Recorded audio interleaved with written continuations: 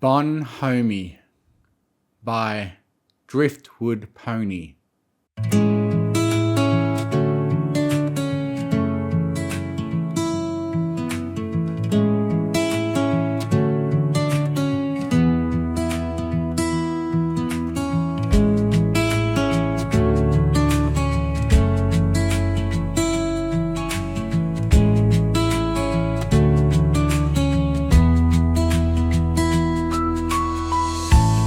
Princess Twilight Sparkle carries an air of bonhomie the same way she carries the weight of the world, effortlessly, at first glance, and it is, how truthful it seems, how easily it exudes from her.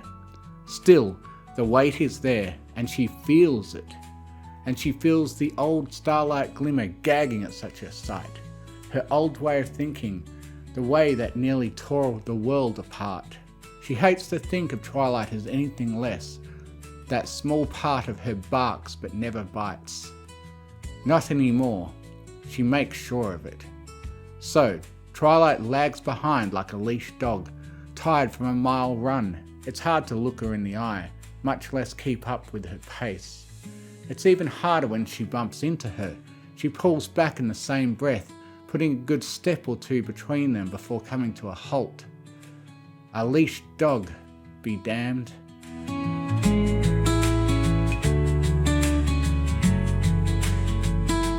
Well, what?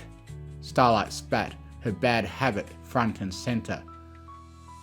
How to be normal.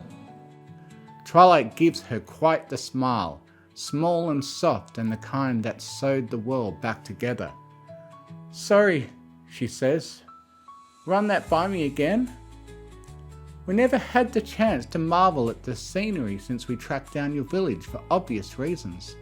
Twilight motions the foliage with a laugh. It looks like you could use a break. Starlight allows herself a moment.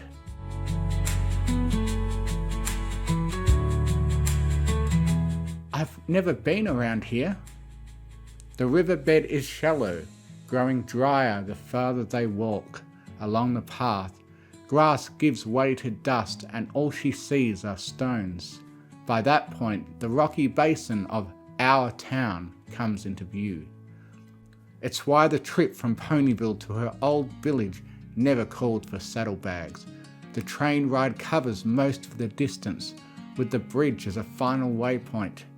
A few bites along the way are optional, and that seems to be what Twilight is intent on. She's never been around here, not by the still waters and wild grass blades, high enough to tickle one's legs if they walked as slowly as she does.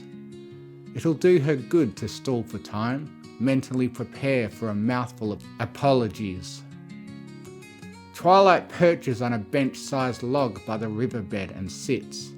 Cricket song, faint sunlight, and the smell of damp earth paint a portrait around the princess. She stretches one wing wide, a signal for Starlight to join her. It reminds Starlight of a certain foal, opening the covers so they could lie in bed together. She tucks them in as neatly as she obeys. I know how nerve-wracking this is. Twilight pulls out a crumpled paper bag from behind her left wing, but I'm glad you agreed. It shows me your willingness to change.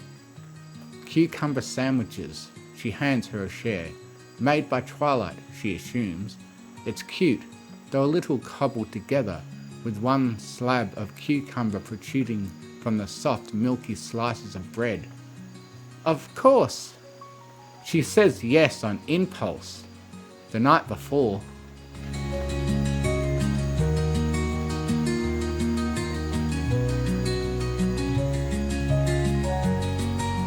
It's exhausting trying to remember what happened yesterday or if anything happened at all.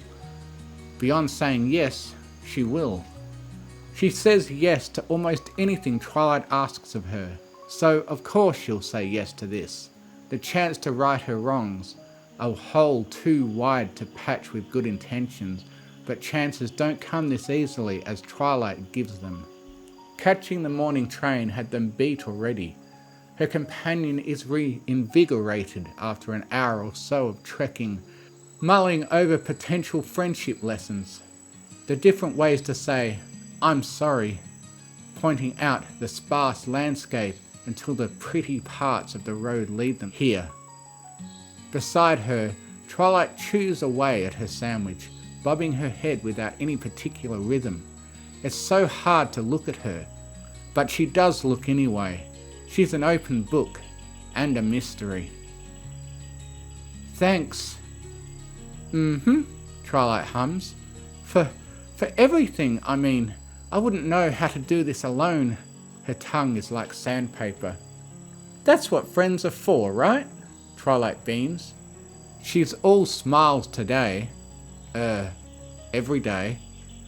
"I'll be right behind you for the hard part, or with you if you prefer." Starlight doesn't get the chance to object to the latter when Twilight leans in. "So, tell me more about yourself. You've been quite quiet this whole time. The less on your mind now, the better you'll articulate a response later. That was my third piece of advice." "Right." She inches away as best as she can. "Like what? My sob story? You already know that." Twilight shakes her head. "About the town, how you're feeling, the gist of what you want me to know, as long as you're comfortable expressing it." She did mention how the weight is there and how she feels it, heavy, brightly coloured in sheens of purple. Her eyes are brighter than the weather, and the area is generally sun-beaten. It's impressive. Starlight averts her gaze and inhales the baggage. She holds her breath a second too long. "Okay," she exhales. "The town? I was obviously terrible. I'm expecting the worst, which is fair. I wouldn't hold it against them. Can't wait. How do I feel? Also terrible. Not quite. I don't know. I'm feeling funny." She's reading a script in her head despite the slew of words spilling out, but Twilight is giving her daggers for the lack of authenticity. Or is it authentic? Somebody needs to stop her. And like the saviour of Equestria that she was, her hooves settled gently on Starlight, and she just about clamped her mouth shut from the contact alone. Twilight looks guilty, an even worse fate than daggers. "You don't have to tell me for my sake. I'm sorry I asked." "No," Starlight fumbles. "It's fine. I could talk." It's the least she owes her. Everything she'd done now is the least she could do. Twilight is unconvinced, one corner of her mouth tugging into a frown, like she's holding her own breath. A frog sends out rings on the water, hopping in to allow them pause. The air is petrichor, and her touch is natural with it. She doesn't let go. Starlight twirls her half-eaten sandwich and takes a mouthful as her grasp dissipates. She can almost taste it. The lingering. It's tactile.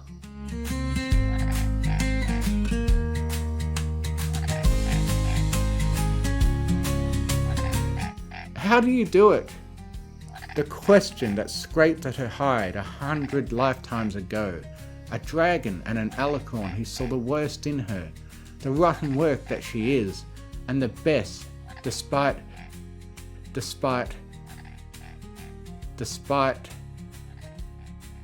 She's rubbing, non-specific motions. The trace of a hoof stirs something at the back of Starlight, firm as though to hold her. Starlight returns her gaze. How do you deal with some pony like me, who tried to ruin you again and again, and still show her a friendship she never got to have, not from her old village? I know they won't extend a hoof the way you did. It's not exclusive to me, Twilight says. She doesn't need to search for answers. Any pony would have done the same, seeing that inkling of change you reached for.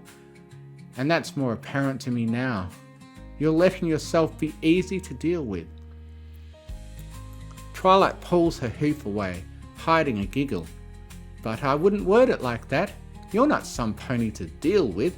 You're a friend worth the effort. She almost wants to laugh with her. But not today. Not now.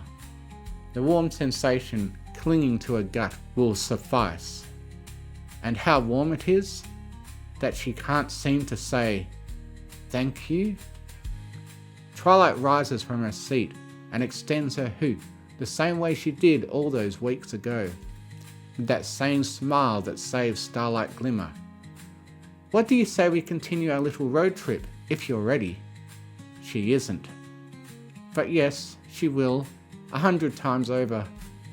Starlight takes her hold, and they walk together along the path past the riverbed.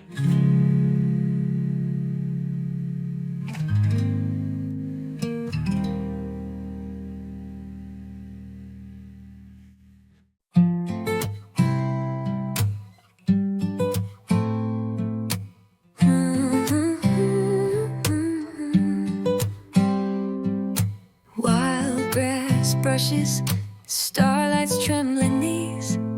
Twilight laughs where the river thins to stone. Beneath that easy smile she balances galaxies, yet she makes the weight look lighter than my own. Cucumber sandwich, crumbs and cricket song. I stall for breath while she hums along. Every heartbeat says I'm sorry, but the words still hide. She opens one wide wing like a blanket at my side. Bonhomie in the lavender of her eyes threads the world back together where my doubts unravel. She walks a pace ahead but never leaves me behind. Hand in hoof on this dusty gravel. She calls the journey friendship, and I just call it grace. Bonhomie paints sunlight on the shadows of this place.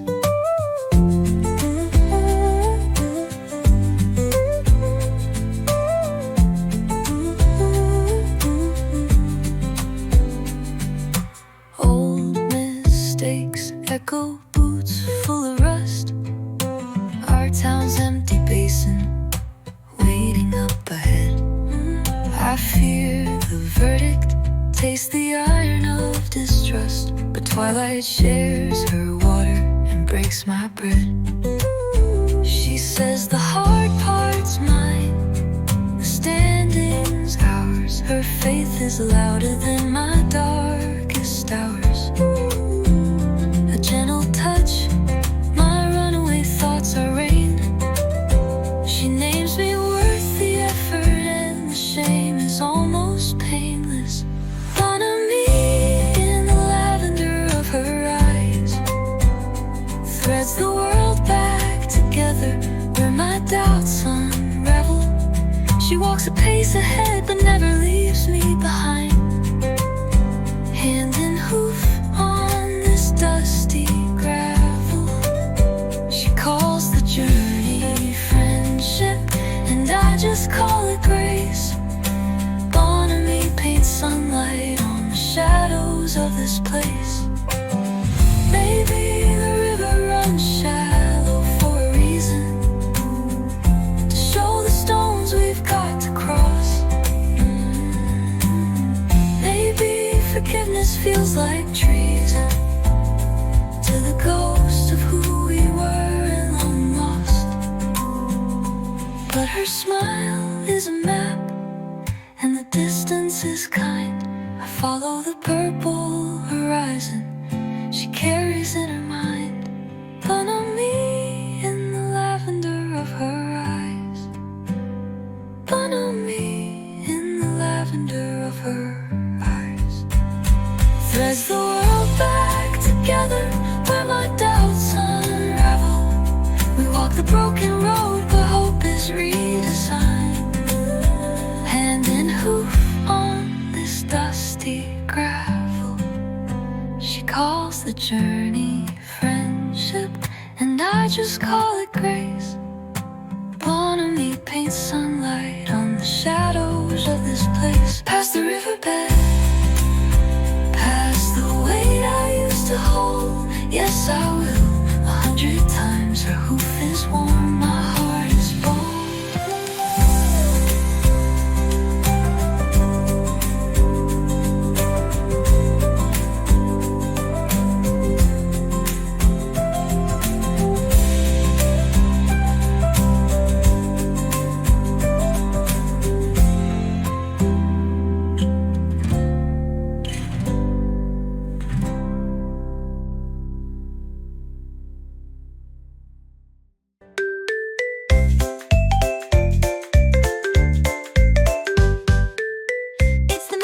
Pony Fiction channel. Mystery.